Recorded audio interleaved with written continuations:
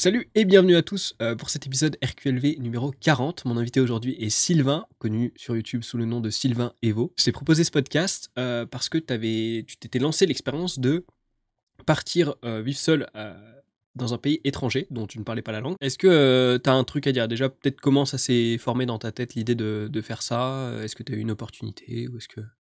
C'était avec les cours, j'ai fait des études en boulangerie, en apprentissage, et donc c'est pour ça que je suis parti bosser en tant que boulanger là-bas. Et c'est un prof, c'est l'entreprise a contacté plein d'écoles pour savoir s'il y avait du monde qui cherchait un poste de boulanger. Puis du coup, ça doit faire plus de 2 ans maintenant que j'avais eu le contact. Puis après, une fois que j'ai terminé mes études, j'ai directement été là-bas. Ok. Je me rappelle que dans ta vidéo, parce que j'ai regardé un petit peu, donc t'avais posté une vidéo sur ce sujet-là. Où tu parlais, Ouais. je crois, il me semble, de ton premier mois, peut-être, ou tes premières semaines là-bas. Je sais plus Ouais, ça devait exactement là. être la première semaine, il me semble. Ok. Un truc dans le genre. Et dedans, tu disais que, en gros, tu avais prévu ça depuis longtemps, mais tu te disais, tranquille, c'est mon futur moi, tu vois, et qu'en vérité, t'es jamais réellement préparé, même si t'as planifié le truc depuis un moment, quoi. Ouais, c'est ça.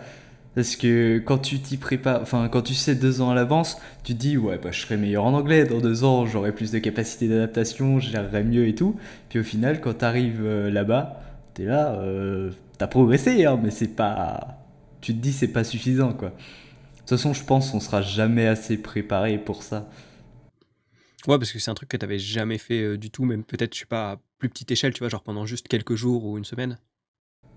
Tout seul, non, j'étais parti une fois une semaine en Angleterre, mais avec l'école, donc c'est Hmm. totalement différent. Et sinon, j'avais jamais été à l'étranger. Hmm. Ok. Et le choix de la destination, du coup, il s'est fait uniquement parce que le contact était là-bas ou...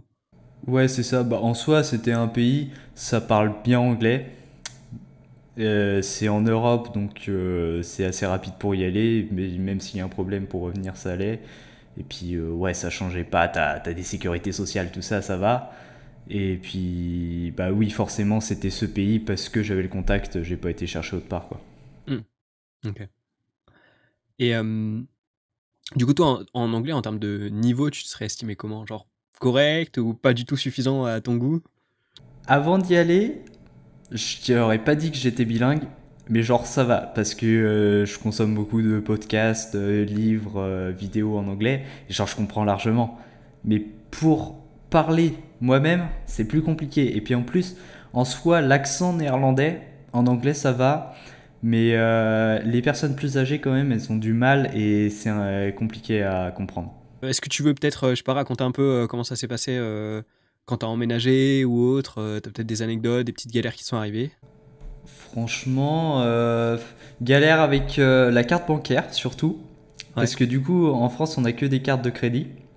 Et là-bas, les cartes de crédit, ça passe pas partout. Ça faut une carte de débit en fait. Ok. Et du coup, je pouvais pas payer avec ma carte, quasiment pas. Et avant de choper l'endroit où il y avait un distributeur, j'étais un peu bloqué. Et sinon, non, quand j'y étais, j'étais avec mes parents la première semaine en vacances. Et c'est après, une fois qu'ils sont partis, là tu te retrouves tout seul à l'étranger, Hmm. du coup tu connais encore personne. Puis ouais, j'ai eu un petit coup de mou pour le coup, mais c'est vite parti en m'organisant bien, tout ça, en reprenant mes marques à l'endroit. Ça s'est bien passé au final, je trouve. Ouais, ah, je l'ai vu dans la vidéo, ouais, le petit coup de mou, mais c'est vrai que j'ai l'impression que tu t'as su exactement comment reprendre le truc, tu vois, à travers tes routines et les habitudes que t'avais déjà de base, quoi.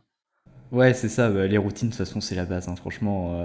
J'avais juste à prendre celles que je faisais en France, les retransférer aux Pays-Bas, et ça allait. Bon, c'était pas pareil, parce que du coup, quand j'étais en France, j'avais ma mère pour faire à manger, et toutes les tâches ménagères, au final, j'avais pas grand-chose. J'avais quasiment jamais géré un appart moi-même. Du coup, il y a ça à faire en plus. Mais oui, réimporter les routines que j'avais de taf et d'organisation, c'est ça qui a fait une grande partie du truc pour que je puisse bien m'adapter. Et au taf, du coup, c'était des Français? Enfin, ça parlait français ou ça parlait anglais aussi? Ouais, ça parlait. Quasiment tous les boulangers ils parlaient français. Il y avait quelques pâtissiers qui étaient pas français. Il y avait des Italiens du coup avec qui on parlait anglais. Et sinon, quand on était en boutique, avec les vendeurs, on parlait que anglais. Donc là, t'es rentré en France. Ouais, je suis rentré en France, exactement. Du coup, ça a duré combien de temps la période où t'es resté aux Pays-Bas? Ça a duré 3 mois. J'étais censé rester 1 an, mais au final, j'ai eu l'opportunité de quitter mon taf. Parce que au final, c'est pas ce que je préfère. Et donc là, je fais du montage vidéo et sinon, je bosse sur les réseaux sociaux, le podcast que j'ai lancé récemment et la chaîne YouTube surtout. Ok. Mais du coup, en montage, tu m'avais dit que tu bossais pour quelqu'un. En gros, t'as eu une opportunité. Ouais, C'est bah ça? là, Ouais. actuellement, j'ai 2 clients en freelance, ouais. Ok. Et du coup, sur les 3 mois là que t'as passé aux Pays-Bas, alors j'ai vu que tu avais fait des expériences, on y reviendra un peu dessus. Mais à Ouais. part les expériences, tu vois, sur vraiment le fait d'être aux Pays-Bas et le fait d'être dans une culture peut-être un tout petit peu différente de la nôtre et dans une langue différente aussi, qu'est-ce que t'en as tiré, qu'est-ce que ça t'a appris, face à, tu vois, face à quelles difficultés ça t'a Ouais, mis aussi. mais en soi, déjà, j'ai pas eu énormément de contact avec des Néerlandais Ok. parce que j'ai énormément bossé. Ouais, sur ma chaîne YouTube. Et puis après, pour pouvoir quitter mon job, je devais m'assurer que j'avais des clients en montage. Mhm. Donc pendant plus d'1 mois, sur les 3, j'ai cumulé mon job plus du montage en freelance et je faisais que de bosser, clairement. Et en plus, comme je suis assez introverti, je fais pas spécialement vers les autres. Mais ça augmente quand même la capacité d'adaptation. Parce que pour le coup, là, je sais que je peux aller dans n'importe quel pays, je pense. Tant que ça parle anglais, je pourrais m'adapter. Même si forcément les cultures c'est différent et tout ça, je pense que je peux m'adapter à n'importe quel pays. En tout cas, ça me ferait pas peur d'y aller. Et après, la culture niveau entre différence France et Pays-Bas, je vois pas vraiment de différence, hein. Ça Ok. reste occidental, voilà. Non, il n'y a Ok. pas énormément de différence. Ah, c'est marrant parce que tu vois, c'était dans mon avant-dernier podcast. J'ai eu une personne qui est partie en Erasmus, donc c'est un petit peu plus long aussi, Ouais. mais pour le coup, elle me disait qu'on se sentait un peu moins jugé, tu vois, aux Pays-Bas. Dans le sens où les gens pouvaient plus faire ce qu'ils voulaient sans que forcément les autres personnes aient besoin de donner leur avis dessus, tu vois. Ouais, peut-être. Mais après, comme je te dis, Ouais. j'ai même quasiment pas eu de discussion avec des personnes, enfin des Néerlandais, à part quand j'étais au taf avec les vendeurs ou quelques interactions à la salle, mais ça restait du coup centré autour de l'entraînement. Donc, Hmm. mais c'est vrai, oui, je me suis jamais senti jugé ou quoi. Pour le coup, ça c'est vrai. Ok. Et si tu devais du coup partir genre dans un autre pays potentiellement que les Pays-Bas, qu'est-ce que tu ferais de différent par rapport à ce que tu as fait, tu vois, à travers ce que tu as appris de cette expérience? Plus m'ouvrir aux autres, Ok. largement. Parce que là, au final, ça aurait pas changé énormément de choses que je sois en France ou aux Pays-Bas pour ce que j'ai fait. Je restais la majeure partie de mon temps chez moi à bosser ou alors m'entraîner à la salle, mais avec les écouteurs, tu vois. Mais ouais, c'est ce qui m'a manqué le plus. Mais d'un côté, je le regrette pas parce que maintenant, enfin, sur la période juste des Pays-Bas ces 3 mois, c'est débile ce que j'ai fait, ça a gâché l'expérience en elle-même. Mais dans un plus global sur toute ma vie, valait mieux que je taffe ces 3 mois pour après me libérer du temps là actuellement. Hmm. Ok. Ouais. Donc tu considères pas ça comme une erreur en fait. Non, c'est pas une erreur, mais pour l'expérience vraiment que les Pays-Bas, c'est une erreur parce qu'au final, j'ai pas énormément appris de cette expérience. Mais c'est sûr que dans tous les cas, je vais repartir à l'étranger et puis faudra que je m'ouvre aux autres, hein. Et le but du coup de partir aux Pays-Bas, c'était quoi le but premier? Le but premier, c'était m'améliorer en anglais. Et puis aller découvrir le monde, hein, ça fait cliché, mais enfin c'est ça, découvrir autre chose. Parce que du coup, comme j'ai quasiment tout le temps resté en France. Et puis en plus, j'avais mon taf là-bas, c'est comme il y avait 2 ans, j'ai pas eu à chercher autre chose. En soi, c'était pratique d'aller aux Pays-Bas, mine de rien aussi. C'est pas faux, vu comme ça. J'avoue. Et donc du coup là-bas, t'as fait pas mal d'expériences. La première, si je dis pas de bêtises, c'était la dopamine détox. Ouais, exactement. Après, je sais pas si chronologiquement c'était la première, mais c'est la première que t'as postée sur ta chaîne, il me semble. Si, c'était la première. Bah, ça s'est chevauché un petit peu, Hmm. mais c'était la première. Qu'est-ce qui t'a donné l'envie, l'idée de faire ça? En vrai, je l'ai fait surtout parce que je pouvais en faire une vidéo YouTube qui serait sympa. Je savais qu'elle serait bien, qu'il y aurait beaucoup de potentiel au montage. Et parce que je me rendais compte que je passais beaucoup de temps sur les réseaux sociaux, tout ça, et que j'avais moyen d'optimiser un petit peu plus mon temps, quoi. Hmm. Et du coup, t'en as tiré quoi? Genre, c'est quoi qui a changé là depuis? Maintenant que ça doit faire quoi? Un mois là, du coup, que t'as fini cette expérience? Peut-être Oh, plus? peut-être un peu plus même. Ouais, bah déjà, je passe beaucoup moins de temps sur Instagram. Je l'avais désinstallé totalement. Je l'ai retéléchargé, mais j'ai supprimé quasiment tous mes abonnements. Donc au fait, il y a genre, je dois avoir 2-3 stories par jour et peut-être un post par jour. Et puis je m'en sers surtout pour les messages, parce que c'est pratique.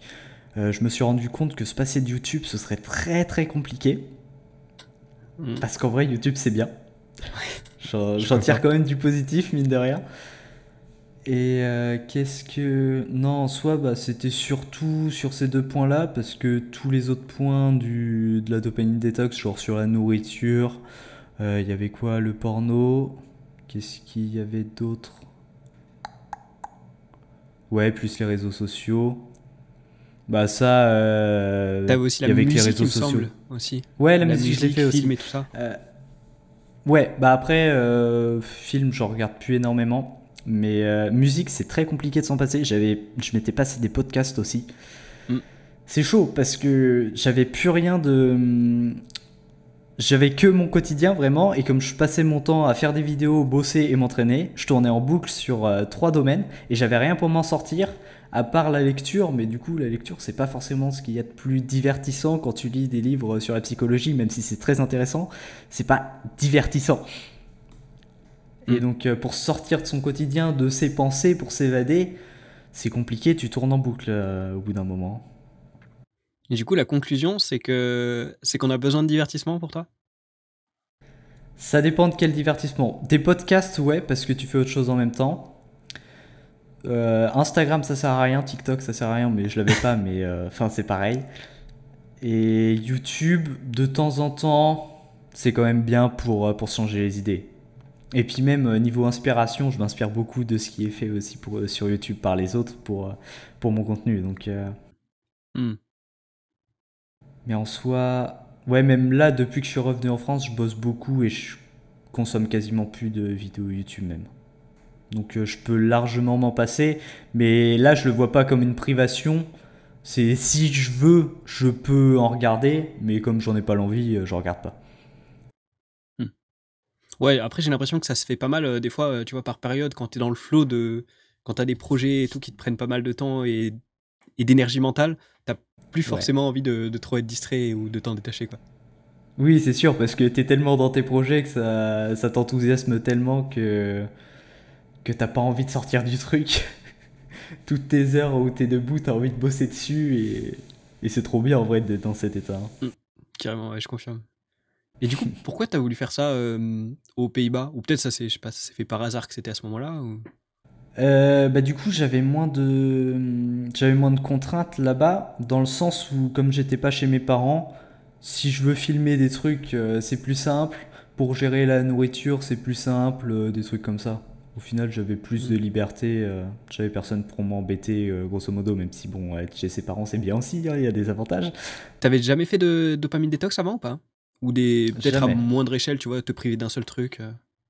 Bah, j'ai essayé de réduire, genre j'ai mis comment ça s'appelle, enfin des trucs pour bloquer un certain temps, Ouais.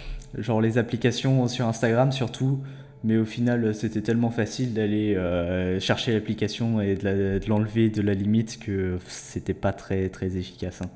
Hmm. Mais ouais, avant je passais facilement plus d'1 heure sur Instagram, alors que j'en retirais rien. J'ai essayé de limiter, mais c'est compliqué et même des fois, j'arrivais à m'y tenir à un quart d'heure, 30 minutes par jour. Sauf que après, pendant une semaine, sauf qu'après, ça revenait derrière sur 1 heure. Donc, c'était pas efficace et j'avais pas mis en place des moyens radicaux pour stopper vraiment. Hmm. Et là, tu te vois tenir au long terme, du coup, avec la nouvelle approche que t'as? Là, pour le coup, ouais, je pense, c'est compliqué de s'en passer totalement. Mais Instagram, là, vraiment, je le remets que pour les messages. Et il n'y aurait pas les messages, franchement, je l'aurais même plus sur mon téléphone. Hmm. Ouais, parce que j'avais vu que tu disais dans la vidéo en conclusion que potentiellement tu pourrais désinstaller Instagram et le réinstaller juste pour checker les messages. Hyper chiant Ouais, comme solution en vrai, pour le coup. c'est chiant. Ouais, bah c'était surtout pour poster, si j'avais besoin de poster des stories et tout ça. Mais en plus, là, comme je peux checker mes messages sur l'ordinateur, sur Insta, ça va. Mais c'est juste bah, pour faire des stories, tu peux pas être à l'entraînement, vite fait, tu filmes ce que t'as fait et puis tu postes direct après. Faut faire des transferts sur le PC, tout ça. T'es moins réactif et c'est plus de contraintes. Déjà que je poste pas énormément en story. La deuxième expérience que tu as fait, du coup, 30 rejets en 30 jours. Ouais, Tu vas revenir dessus un petit peu? si tu veux. Bah, du coup, je l'ai pas terminé. J'ai pas fait 30 rejets en Ouais. 30 jours. J'ai dû faire la moitié. C'était dur en vrai au début. Vraiment, j'avais du mal à aller vers les gens. Enfin, le temps que je passais à chercher et à trouver la bonne personne. Et en vrai, il n'y a jamais de bonne personne. Mais juste pour. Ah oui, déjà, je n'ai même pas expliqué le concept. Enfin bon, j'avais une liste de questions un peu bizarres à poser à des gens dans la rue que je connaissais pas. Et genre, il y avait emprunter 100 € à quelqu'un. Il y avait prendre une photo avec un inconnu. Demander à être embauché dans un endroit pour la journée. Des choses dans le genre, ou des trucs où tu es quasiment sûr que la personne va dire non. Et justement, le principe, c'est pouvoir se détacher de se prendre des rejets pour après, quand tu as des requêtes plus simples où tu as vraiment envie que la personne dise oui, mais que c'est un peu compliqué, tu t'y vas, t'as pas peur, quoi. Hmm. Et donc là, au début, j'avais vraiment du mal. Au final, ça s'est arrangé et je me suis rendu compte que ça répondait pas vraiment à ma problématique. Je pensais que ma problématique, c'était vraiment aller poser les questions aux gens. Sauf que, en fait, c'est vraiment aller vers les gens et créer du lien avec les gens que j'ai plus de mal. Parce que bah, je suis vachement introverti, comme je l'ai dit. Et puis ça répondait pas à la question parce qu'au final, l'interaction a duré 30 secondes. Je rentrais chez moi, c'était terminé. Et il n'y avait aucun lien qui était créé. Et donc, une fois la petite période sur la fin, ça durait peut-être 5 minutes, où j'avais un peu peur d'aller vers la personne, bah, ça me faisait même pas, ça me faisait rien de continuer en fait. Hmm. Et du coup, les questions, tu les avais préparées tout à l'avance? Ouais, c'était sur Paolo Z qui a fait ça, sur sa chaîne YouTube. J'avais repris toute la liste, et puis bah voilà, c'était fait, ça m'évitait une phase de recherche de questions. Pas bête. Ouais, t'as dit que du coup, l'idée, elle t'était venue en regardant un TED? Ouais, ouais, il y avait un mec qui avait fait un TEDx là-dessus et que ça l'avait bien aidé. Franchement, sur ce TEDx, je sais plus c'est quoi le nom du gars, mais normalement, si tu tapes TEDx thérapie du rejet, tu devrais le trouver. Et bah, il est bien motivant à le faire, hein, parce que de ce qu'il raconte, ça l'avait bien aidé. Ouais, je l'avais vu, il est sorti il y a super longtemps, mais j'étais tombé dessus aussi, ouais. Mm. Ouais, c'est assez impressionnant. En vrai, c'est vachement cool comme idée d'expérience, ça, pour le coup. Ouais, ouais, ouais. Et en vrai, je pourrais le conseiller à tout le monde, hein. Dans tous les cas, ça te prend 5 minutes dans ta journée. Ce que j'avais fait, c'est que je le faisais en rentrant du taf.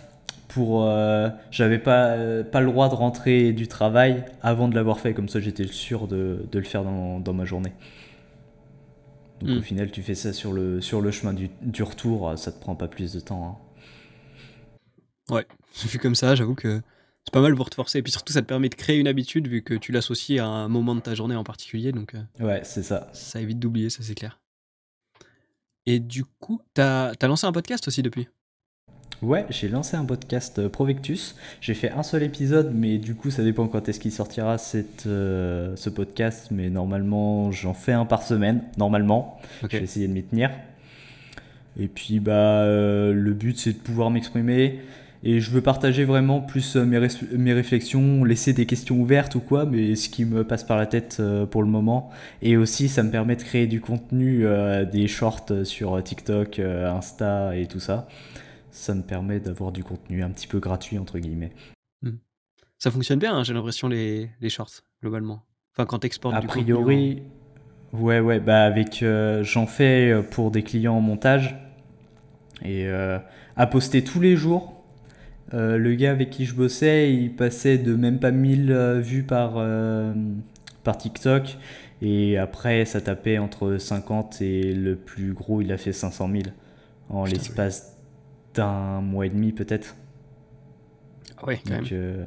Et par contre, après, il a fait une pause et j'ai arrêté de bosser avec lui et c'est retombé sur du 800 ou peut-être 1000 vues. Ah ouais. Ouais, c'est vachement Donc c'est éphémère en chaud. fait, j'ai l'impression. Ouais. Bah après, c'est peut-être une coïncidence ou quoi. Ou... Surtout, quand j'ai arrêté de bosser avec lui, en soi, je lui ai laissé mon template du montage. Mhm. Donc le monteur qui a repris derrière, il faisait les mêmes trucs que moi, donc c'était même pas la qualité des vidéos qui changeait. Donc je sais pas. Mais ouais, c'est... Poster tous les jours, en vrai, ça peut être une très bonne solution pour se développer là-dessus, hein, je pense. Hmm.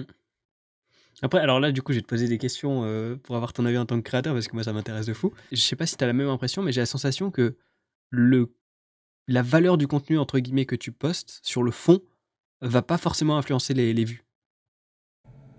C'est vrai, ça va se jouer surtout si t'as une bonne accroche Mhm. sur les 2 secondes et aussi à la forme de ta vidéo. Parce que si tu vois ta vidéo, elle a pas un rendu professionnel, enfin comme ce qui est adapté à la plateforme, Ouais.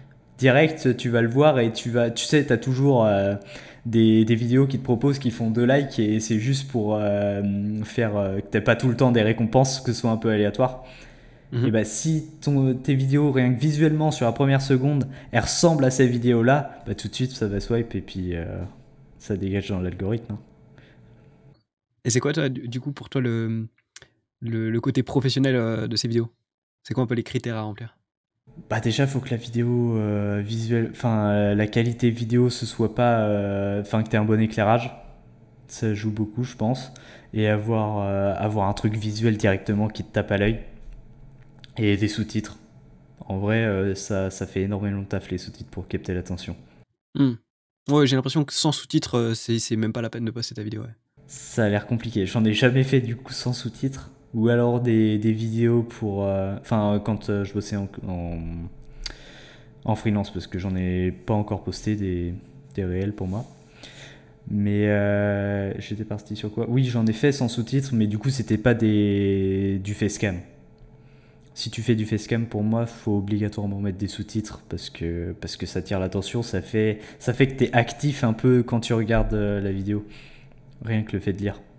Hmm. Oui, c'est pas faux. Ça garde, ouais, ça garde impliqué. Ok. Et du coup, moi, ce qui me faisait dire que le fond de la vidéo était pas forcément ce qui impactait vraiment les vues, c'est dans le sens où je peux poster un truc sur Instagram et sur YouTube en short et en reel Hmm. et ça va pas du tout taper les mêmes vues, tu vois. Genre, je peux avoir une vidéo qui va perf de ouf sur Insta, mais pas du tout sur YouTube, et vice-versa. Sur le podcast, j'ai remarqué ça Ah de oui, fou. Je sais pas si t'as la même... si ça t'arrive aussi ce genre de truc, mais... c'est vrai. Ah, en général, celle qui perfait bien sur TikTok et marchait bien aussi sur Insta. Mais ouais, après, il suffit que je pense, je sais pas comment est fait l'algorithme, mais si les premières personnes elles commencent à te skip direct dès que t'es vu sur une application, si genre l'échantillon de 1000 personnes peut-être à qui elle est proposée, enfin j'en sais rien, je dis des chiffres au hasard, elles te considèrent comme pas intéressant et que sur une autre appli c'est un autre échantillon de 1000 personnes mais qui te trouve intéressant, bah, ça peut jouer et puis après une fois qu'elle est partie dans une des directions soit qui marche pas, je pense que ta vidéo elle en sortira pas quoi. Hmm. Après, peut-être que c'est à plus petite échelle aussi ce que je fais, parce que pour moi, un short ou un reel qui fonctionne bien, il tape 1000 vues, tu vois. Donc, Oui, bah ouais, après voilà, je tu dis vois. des chiffres hasard mais si ton échantillon il est de 10 ou 20 personnes, surtout que c'est encore plus dur si c'est proposé qu'à 20 personnes, Hmm. t'as plus de chances, même si la vidéo peut être considérée comme intéressante par plein de personnes et que t'as juste 20 personnes qui la considèrent pas intéressante, ça peut dégager vite, je pense. Après, je dis ça, je dis qu'on connais absolument rien sur les algorithmes, comment c'est fait Ouais, ouais. de TikTok, hein. Et du coup, tu penses que c'est encore possible aujourd'hui de lancer un podcast sans s'exporter en format court aussi ou pas? En vrai, c'est très très chaud. Surtout si t'as pas d'audience derrière. Si t'as une audience déjà de YouTube Hmm. de plusieurs milliers d'abonnés, tu peux rediriger sur un podcast. Mais ce serait un peu débile de pas faire des formats courts parce que... Après, je sais pas, parce que l'audience qui regarde des TikTok, le temps d'attention, c'est pas la même qu'il faut pour écouter un podcast. Donc je sais pas si c'était un énorme transfert, mais tu joues sur la quantité plus que sur la qualité des auditeurs quand tu fais des shorts, quoi.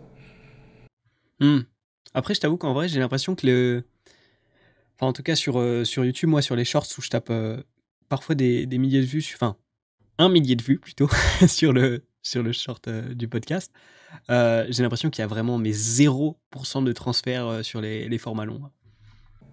Ouais, là pour le coup, j'ai pas vraiment testé là-dessus. Parce que pour qui je bossais, c'était pour retransférer vers des formations Ah ouais, ok. plus qu'un podcast. Donc là, tu peux avoir peut-être plus de transferts et encore. Mais au pire, ça peut te permettre de grossir ta communauté et qu'après, au fur et à mesure, la personne va commencer à te connaître et va s'attacher un peu à toi et aller écouter tes podcasts. Plus long terme, quoi, en gros. Ouais, je pense. Je pense pas que si quelqu'un est sur sa session Instagram ou TikTok à regarder ses réels, il va voir un truc, il va pas se dire oh ce gars il raconte quand même des trucs intéressants, je vais aller sur Spotify et écouter un truc de 45 minutes. Ça me paraît compliqué. Et quand tu dis 45 minutes, toi du coup c'est la durée que tu vises pour tes podcasts? En vrai, ouais, je pense en dessous de 30-35 minutes, je sais que j'ai du mal à cliquer sur les podcasts. Parce Ok. que quand tu lances un podcast, tu fais un truc à côté et t'as pas envie, quand t'es dans ton activité, de devoir rechercher un autre podcast à aller écouter, quoi. Ouais, ça se tient. Et pourquoi pas plus du coup? Plus après, je sais pas, je me limiterai pas en temps. Enfin, peut-être que si ça dure 3 heures, ce serait compliqué et encore, ça peut s'écouter en plusieurs fois. Mais 45 minutes, en vrai, je trouve que c'est un bon format. La plupart des gens font ça. Et après, faut réussir à avoir des trucs à raconter sur plus de 45 minutes. Déjà, 45 minutes à parler tout seul en solo, ça le fait, hein. Ouais, parce que toi la direction de ton podcast c'est plus rester solo dessus? Pour le coup, solo, après, je ferai sûrement avec des invités, surtout là, s'il y a l'IA à disposition juste à côté, Ouais, ça fait il y a une des bonne chances que ça opportunité. Ouais. fasse. Ouais, ouais. Après, je verrai, mais je pense que la majorité des épisodes seront en solo. Ok. Ouais, c'est marrant parce que tu vois, j'ai l'impression qu'il y a assez peu de podcasts qui sont mixtes, qui mélangent beaucoup, enfin, moitié-moitié solo et invité. Tu vois, le mien, c'est vraiment quasiment que avec des invités. Il doit y en avoir 3-4 qui traînent où je suis tout seul. Mais, Ouais, bah oui. mais c'est cette direction-là. Et j'ai l'impression qu'il y en a qui décident d'être quasiment que solo. C'est assez marrant, en Ouais, vrai. c'est ça. Bah, en général, ouais, les Eric Flag, les Elio, trucs comme ça, c'est beaucoup de solos et quelques invités. Mais c'est vrai qu'il n'y a pas beaucoup qui font moitié-moitié. Tu comptes parler de quoi dessus? Des expériences que tu fais? Peut-être revenir plus en détail dessus? Je sais pas. Ouais, je pense retour d'expérience, que ce soit pas forcément mais des expériences de type dopamine détox ou trucs comme ça, mais juste ce qui m'arrive dans ma vie, documenter ça. Et peut-être parler plus, j'ai envie d'entreprendre, de créer peut-être des entreprises, je sais pas encore, j'ai peut-être une idée là, mais faut peaufiner ça. Ok. Et mettre un peu les dessous de l'entreprise, tout ce qui se passe. Ça peut être sympa et même parler de ce qui me fait kiffer et qui est pas forcément qui fit pas avec le format YouTube, quoi. Parce que YouTube, j'ai envie de le laisser faire des vidéos vraiment bien travaillées avec un bon storytelling, des montages dynamiques et tout ça. Donc ouais, j'ai pas envie de me prendre la tête sur le podcast. Je ferai ce qui me plaît sans que ça me prenne trop de temps. Ok. Bah, tu vois, là, maintenant que tu le dis, j'ai l'impression que globalement, les gens qui font des podcasts principalement solo, c'est parfois des gens qui ont déjà du contenu de base et qui veulent un contenu qu'il y ait moins besoin de travailler, tu vois. Parce que c'est Ouais, clair que tu as moins besoin, même si la durée est beaucoup plus grande, le montage d'un podcast prend. Bon, après ces temps-ci, je me contre-exemple moi-même avec mes derniers podcasts, mais globalement, ça prend quand même nettement moins de temps. et surtout, en fait, le but de mon podcast, c'est vraiment aussi un entraînement pour pouvoir parler sans répéter mes phrases, être fluide et tout ça. J'ai envie de faire le moins de cuts possible. Le but, c'est à terme de faire zéro cut. Je lance le micro, je coupe le micro et limite, j'ai juste besoin de synchroniser la vidéo et puis j'exporte ça sur les plateformes. Ouais, ok. Parce que sur YouTube, quand je fais mes vidéos, je répète beaucoup mes phrases.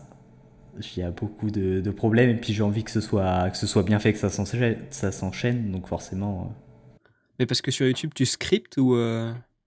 je scripte tout, mot Ouais. pour mot. Ouais, c'est plus compliqué aussi. T'as déjà utilisé un prompteur ou pas? Non, j'ai jamais utilisé de prompteur. Je sais pas si c'est pratique. Je sais pas si au niveau rendu, ça fait pas un regard vide un peu, même si c'est juste en face de la caméra. Alors, je Je t'avoue que sais pas. j'en ai un. Je ne l'ai T'en as jamais un? utilisé. Mais, un jour, j'utiliserai et je te dirai. Vas-y, tu me diras. Puis je ferai le rendu sur YouTube de toute façon. Oui, c'est pas faux. Mais ok. Ok. Mais en vrai, c'est... Enfin, pour le coup, je sais pas si tu arriveras vraiment à atteindre le résultat de fluidité que tu recherches quand tu tournes une vidéo, tu vois, dans le sens où quand tu scriptes le truc, c'est normal un peu de buter, tu vois, sur des mots. Et puis, tu sais, enfin, je sais pas comment tu fonctionnes, mais moi, à l'époque, genre, j'apprenais ma phrase que je devais dire, ou deux, trois phrases si je me sentais super chaud. Et après, j'étais là, je regardais la Ouais. caméra, ouais, tac, tac, tac, je disais mes trucs, et voilà. Exactement, c'est ça. Mais limite, et avoir plus une capacité d'improvisation, euh, pouvoir me détacher un peu du script, même si je continue de scripter, mais pas mot pour mot, et avoir une plus grande capacité d'improvisation pour que ce soit plus naturel aussi à la caméra. Mm. Ouais, le naturel joue beaucoup. Je me suis rendu compte Mm. avec le temps que je manquais de naturel, moi. Je sais pas si. Non, toi, ça va, globalement. Puis surtout, le rythme du montage fait que tu t'as pas forcément le temps de remarquer si un truc est pas naturel ou pas.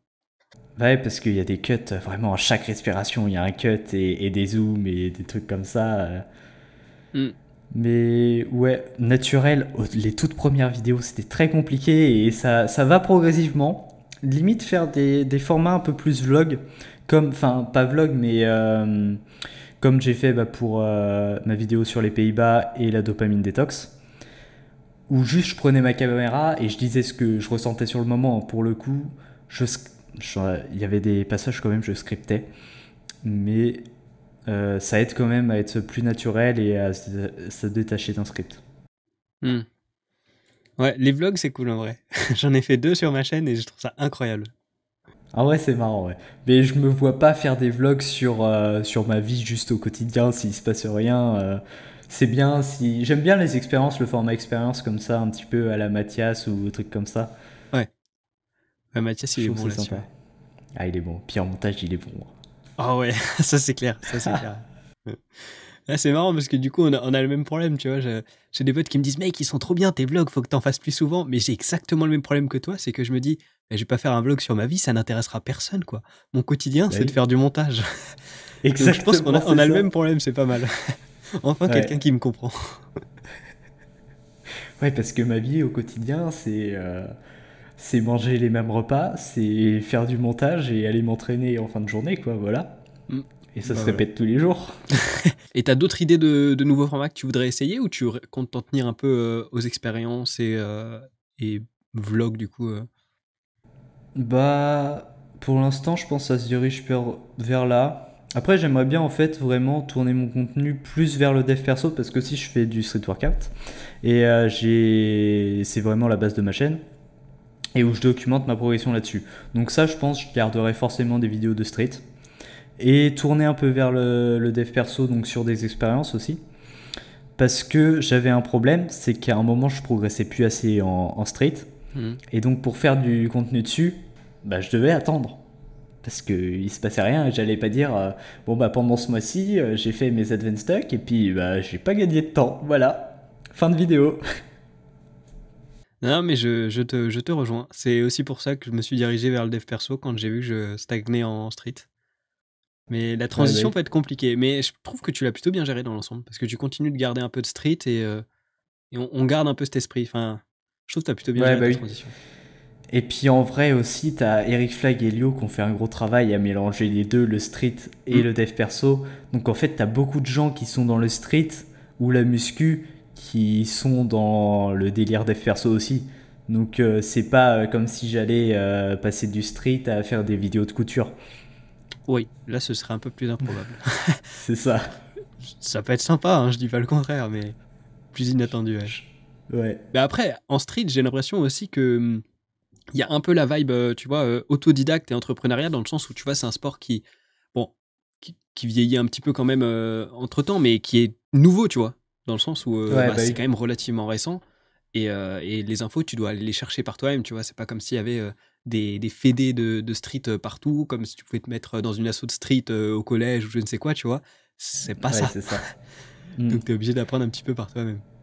Ouais, puis c'est un sport où tu dois mettre beaucoup d'efforts pour avoir des résultats, et puis bah, comme tu es tout seul, au final, ouais, ça peut ressembler à de l'entrepreneuriat, hein. De toute façon, toute ma discipline et tout ça, de base, c'est avec le street que je l'ai acquis, hein. Hmm. Ouais, bah oui, c'est clair que... De toute façon, tu vois tout de suite, hein, les gens qui n'ont pas de discipline, les résultats, ils sont pas trop là, mitigés, quoi. Non, c'est compliqué, ouais. Ouais, non, c'est pas un sport facile. Franchement, tu sais, quand t'as construit la routine, tu vois, de t'habituer à t'entraîner, t'as du mal à t'arrêter, tu vois. Moi, je me suis blessé au pouce, là, il y Ouais. a un mois. Ça m'énerve, je peux quasiment plus m'entraîner. Ça me fout le seum, vraiment. Et c'est trop chiant, mais tu vois, genre, je sais que quand je vais reprendre, ça va se faire naturellement, tu vois. Je vais pas avoir l'impression de me dire, ah putain, il faut que je m'y remette et tout. Et j'ai l'impression qu'il y a pas mal de gens qui arrivent pas à franchir ce cap de ça devient une habitude, tu vois, et qui se sentent obligés de se motiver. Et je pense que la clé est vraiment là-dedans, tu vois.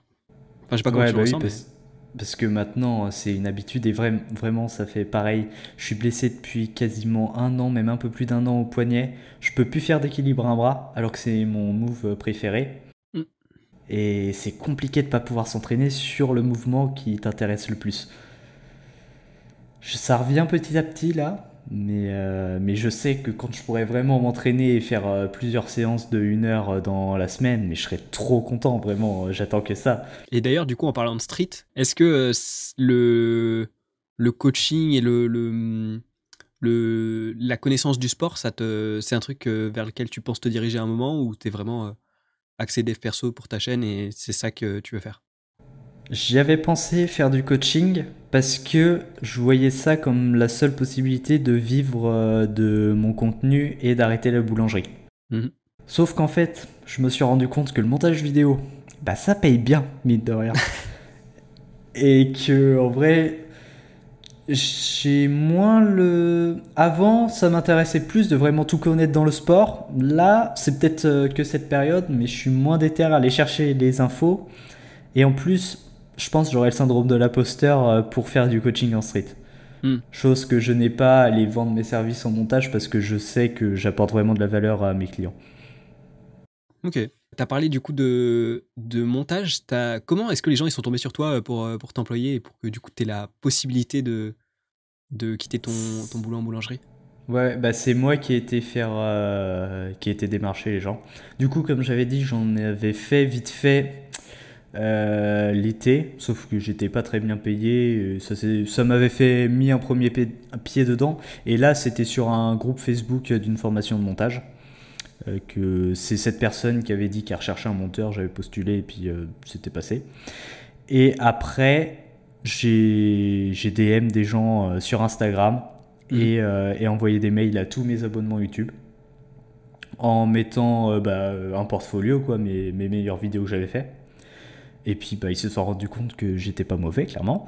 Et puis on a fait des tests et puis ça s'est bien passé. Et puis voilà. Ok, bah trop bien.